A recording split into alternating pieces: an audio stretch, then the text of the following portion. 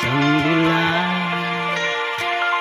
na labis, minahal ko ng tapat at hindi magbabago kailan pa man.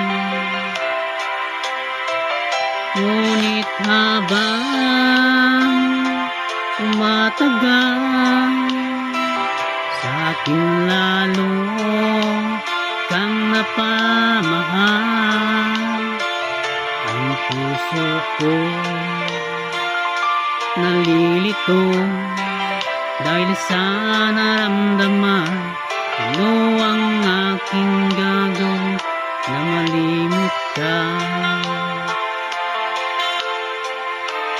Nagmamahal ako sa'yo,